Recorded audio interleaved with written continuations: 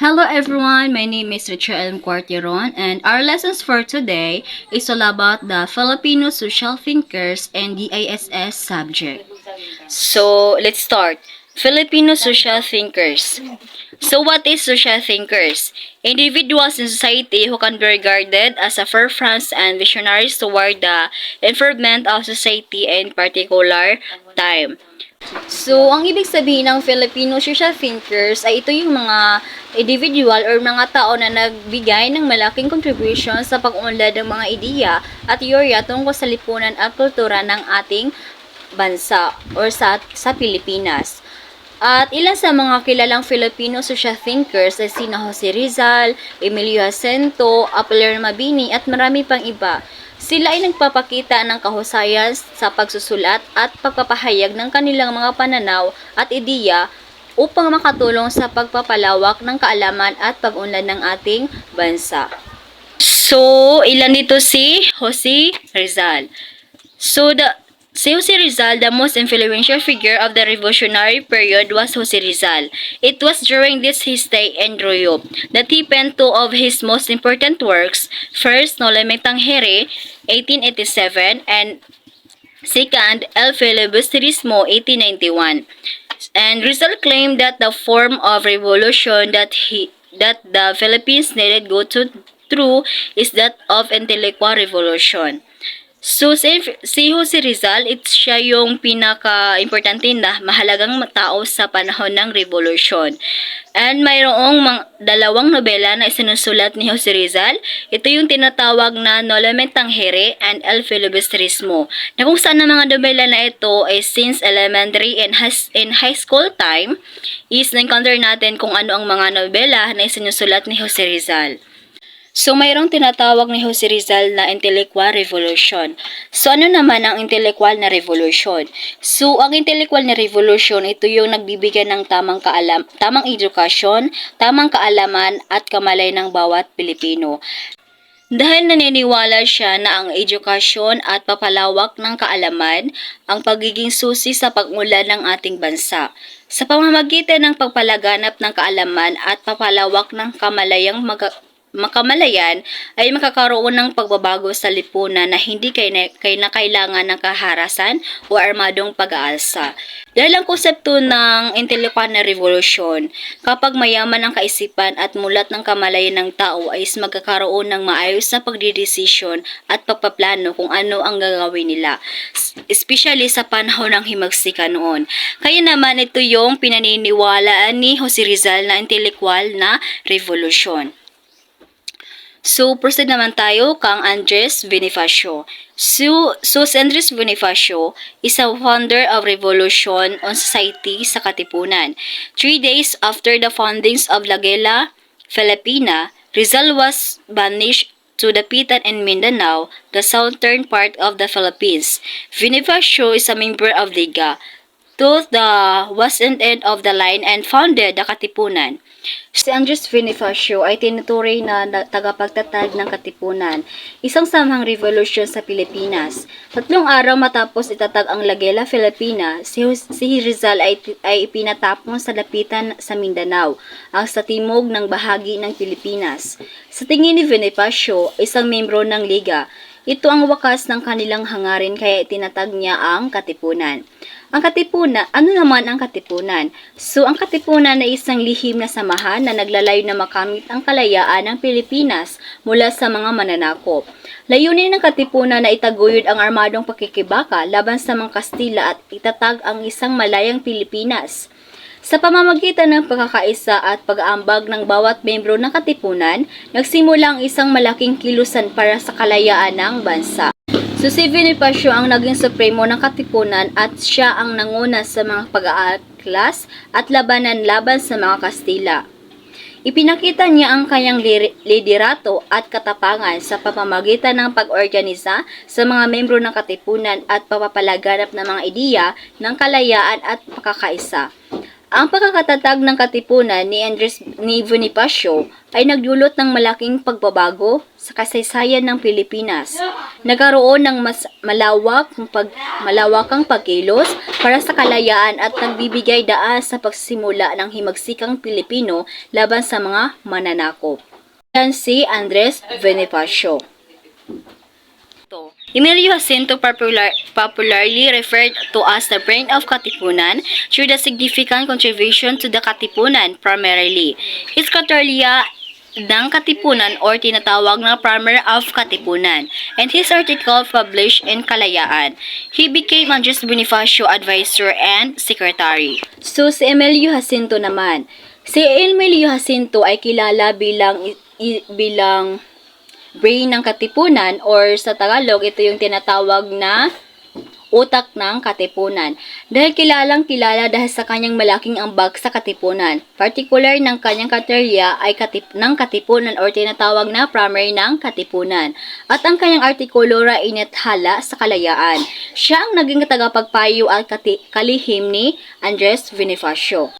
So, ano naman ang kartelya ng Katipunan? So, ang kartelya ng Katipunan ay isang malaking aklat na naglalaman ng mga prinsipyo at mga tuntunin ng Katipunan. Sa pamamagitan nito, ipinahayag ni Jacinto ang hadikain ng Katipunan tulad ng kalayaan, pagkakaisa at paglaban ng mga mananakop.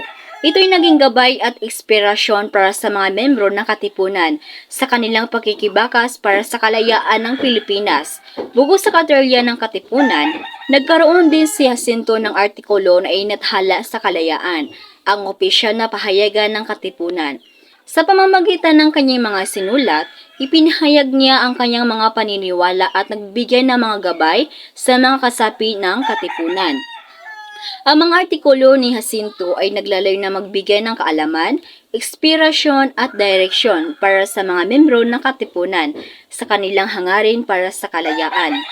Bilang tagapagpayo at kalihim ni Bonifacio, Jacinto ay nagkaroon ng malaking papel sa pamumuno at pagpapatakbo ng Katipunan. Ipinakita niya ang kanyang katalino at katilinuhan sa pamamagitan ng pagbibigay ng mga payo at suporta kay Bonifacio. Ang kanyang mga contribution sa Katipunan ay nagdudulot ng malaking impact sa paglaban ng mga Pilipino para sa kalayaan. Si Emilio Jacinto ay isang mahalagang personalidad sa kasaysayan ng Pilipinas bilang isang utak ng Katipunan. Nagbigay siya ng malaking ambag sa kilusan para sa kalayaan at naging inspirasyon sa mga sumusunod na henerasyon ng mga Pilipino. So, dabangko naman tayo kang Apolinario Mabini. So, si Apolinario Mabini became well known in Philippines history as the sublime paralytic and the brains of revolutions. So, Mabini introduced several social philosophies in these political writings. His major works included first, Verdadero de la Logo, the Truth de la Log, and second is Ordinanza de la Revolutions, or the Ordinance of the Revolutions. Si Apolinario Mabini ay nag-aral sa Colegio de San Juan de Letran at nakapagtapos siya ng Bachelor of Arts. And kinuha ni Apolinario Mabini ang kursong abogasya. At si Apolinario Mabini ay isang ding lumpo dahil sa kanyang sakit na kanyang nararanasan na tinatawag na polio. Kaya naman si Apolinario Mabini ay tinatawag na dakilang lumpo.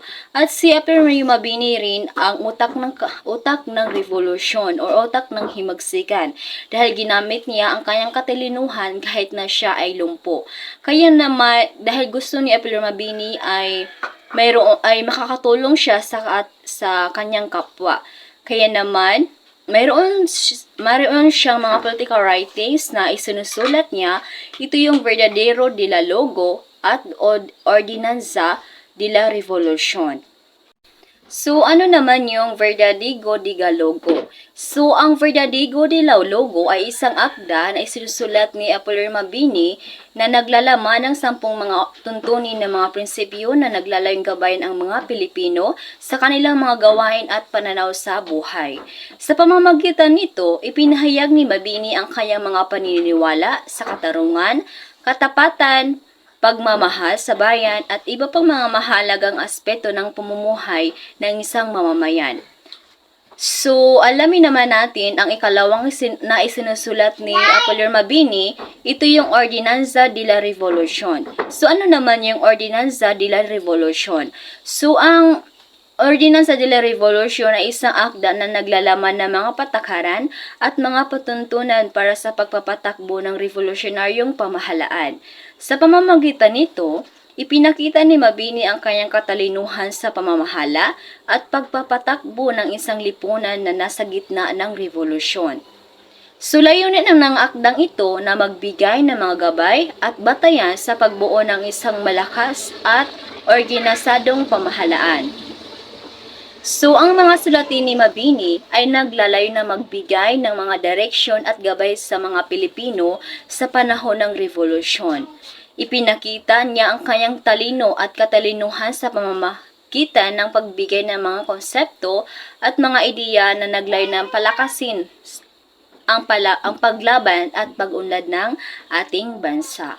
So, si Apollor Mabini ay isa ring Filipino social thinkers, isa ring mahalagang na personalidad sa kasaysayan ng Pilipinas. Bilang isang dakilang lumpo at tinatawag rin ng utak ng revolusyon.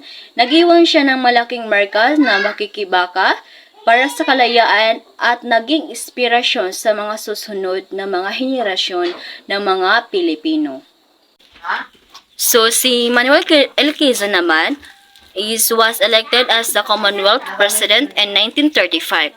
Quezon now buttressed his political ideas with some educational and social thought. He believed in social Darwinism, that governments are products of political struggles of survival. So, si Manuel L. Quezon naman. Si Manuel L. Quezon ay nahalal bilang Pangulo ng Commonwealth noong 1935. Sa kasalukuyan, pinatibay ni Quezon ang kanyang mga ideyang pampolitika sa pamamagitan ng ilang mga paniniwala sa edukasyon at lipunan. Naniniwala siya sa social Darwinism, na ang mga pamahalaan ay bunga ng mga politikal na pakikipaglaban para sa pagkapanatili sa buhay. So, ano naman ang social Darwinism na pininiwalaan ni Manuel Quezon? So, ang social Darwinism ay isang konsepto na nagsasabi ang mga pamahalaan at mga lipunan ay sumusunod sa prinsipyo ng pagpili ng pinakamahusay at pinakamatatag. Ito ay nagmula sa teorya ni Charles Darwin tungkol sa evolusyon, kung saan ang mga espesye na may mga katangiang pinakamahusay na nakapag-adjust ng kanilang kapaligiran ang mananatili at magpapahalaganap ng kanilang mga katangian. Ang teksto ng mga ideya ni Quezon, sinasabi niya na ang mga pamahalaan ay nagbubuo mula sa mga labanan para sa kapangyarihan at pagkapantay-pantay. Naniniwala siya na ang mga pamahalaan na matatag ang nagtatagumpay at nagpapalaganap ng kanilang mga ideolohiya at mga layunin. Ang mga pamahalaan na hindi nakasunod sa mga prinsipyong ito ay maaring hindi magtagal o hindi magtagumpay sa mga hamon at pagsubok na hinaharap nila. Sa pamamagitan ng kanyang mga paniniwala sa social Darwinism, ipinahayag ni Quezon na ang kanyang paniniwala na ang mga pamahalaan ay dapat maging matatag at malakas upang magtagumpay sa mga hamon ng lipunan. Ito ay nagbibigay ng mga batayan para sa kanyang mga patakaran at mga desisyon bilang Pangulo ng Commonwealth. Si Manuel Quezon ay isang mahalagang personalidad din sa kasaysayan ng Pilipinas dahil sa pamamagitan ng kanyang mga paniniwala at mga gawa, nag-iwan siya ng malaking marka sa politika ng lipunan ng ating bansa. So, si Isabelo de los Reyes, he was known as father of Filipino socialism. He was one of the founders of the Iglesia Filipina Independiente or Philippine Independent Church or the Aglipayan Church, which is independent church Christians Protestant church. So, de los Reyes exhibited in immense talent at a young age, having won a silver medal of his work El El Folklore Filipino or Filipino Folklore at the Exposition in Madrid. He founded the first labor union in the country, the Union Obrera Democratica. Si Isabela de los Rias bilang ama ng sosyalismong Pilipino. Isa siya sa mga tagapagtatag ng Iglesia Filipina Independiente o kilala rin bilang Aglipayan Church, isang independenteng Krisyanong protestante na simbahan. Sa murang edad, ipinamalas ni De Los Rios ang kanyang malaking talento. Nagwagi siya ng pilak ng medalya para sa kanyang akda na El Folklore Filipino or Filipino Folklore sa exposition sa Madrid. Itinatag niya ang unang unyon ng mga manggagawa sa bansa. Ang Union Obrera Democratica, ang kanyang pagkatatag ng Iglesia Filipina Independiente ay nagpapakita ng kanyang pagiging leader at pagsusulong ng mga paniniwala niya. Bilang ama ng sosyalismong Pilipino, ipinahayag ni De Los Rios ang kanyang hadihakain para sa pagkapantay-pantay at katarungan sa lipunan. Ginagamit niya ang kanyang mga posisyon upang ipahayag ang mga isyong panlipunan at mga pangkabuhayan na kinaharap ng mga Pilipino. So, si Camilo Osayas, he advocated that the educational system must contribute toward the achievement of the goals of education by inculcating in the minds and hearts of the youth the value of preserving the patrimony of the country, promoting to the general welfare to the people. Si Camilo Osayas ay nagpanukala na ang sistema ng edukasyon ay dapat magambag sa pagkamit ng mga layunin ng edukasyon sa pamamagitan ng pagpapasok ng halaga ng pagpapanatili sa pamana ng bansa sa isip at puso ng mga kabataan na naglayon na itaguyod ang kapakanan ng mga tao. So ayon kay Usayas, ang edukasyon ay hindi lamang dapat magbigay ng kaalaman at kasaysayan ng mga mag-aaral, kundi dapat din ito magturo ng mga halaga at paninindigan na naglalayo na itaguyod ang kabutihan sa lahat. Naniniwala siya ang mga sistema ng edukasyon ay dapat magturo sa mga kabataan na mahalin at pangalagaan ang likas na yaman ng bansa tulad ng kalikasan, kultura at kasaysayan. Sa pamamagitan ng pagpapalaganap ng pagpapahalaga sa pamana ng bansa, magkakaroon ng pagpapahalaga at pagpapamalas ng mga kabataan sa kanilang kultura at kasaysayan. So bilang isang edukador at politiko, ipinahayag ni Usayas ng kanyang paniniwala na ang edukasyon ay dapat maging instrumento sa pagbabago at pag-unlad ng lipunan sa pamamagitan ng pagpapalaganap ng mga halaga ng pagpapanatili sa pamana ng bansa at pagkalinga sa kapakanan ng mga tao, magkakaroon ng mas malawakang pag-unlad at kaunlaran ang bansa. So, si Claro M. Recto became known as the foremost statesman of his generation due to the various nationalistic writings that he made as a senator. He was often heard and read advocating the Filipino First policy, where he claimed that our country development will depend on the state by which our country and its interests would be prioritized before those of other countries, especially our former colonial masters. Si Claro M. Recto ay naging kilala bilang pinakamahalagang estadista. Ang kanyang henerasyon dahil sa iba't ibang pangbansang pagsusulat ng kanyang ginawa bilang isang senador. Madalas siyang marinig at mabasa habang ipinaglaban niya ang patakaran ng unang mamamayan, kung saan sinabi niya na ang pag-unlad ng ating bansa ay magdedepende sa pagbibigay ng prioridad natin sa interes ng ating bansa bago ang ibang bansa, lalo ng ating mga dating kolonyal na tagapamahala. So sa pamamagitan ng kanyang mga pagsusulat at mga pahayag, ipinahayag ni Recto ng kanyang paniniwala sa pagpapahalaga sa sariling bansa at pagtatanggol sa mga interes ng mga Pilipino. So ipinaglaban niya ang kahalagaan ng pagtataguyod ng mga patakaran at programa ng nanaglayo na mapabuti ang kalagayan ng mga mamamayan ng Pilipinas. Naniniwala siya na ang pag-unlad ng bansa ay dapat na magmula sa loob, kung saan ang kapakanan ng mga Pilipino ay dapat na unahin bago ang mga dayuhan. So bilang isang estadista, ipinakita ni Recto ang kanyang dedikasyon sa pagsulong sa mga patakaran na naglalayong na palakasin ang soberanya at kalayaan ng Pilipinas. Ipinahayag niya ang kanyang paniniwala na ang pag-unlad ng bansa ay dapat na nasa kamay ng mga Pilipino at hindi dapat nakasalalay sa mga dayuhan.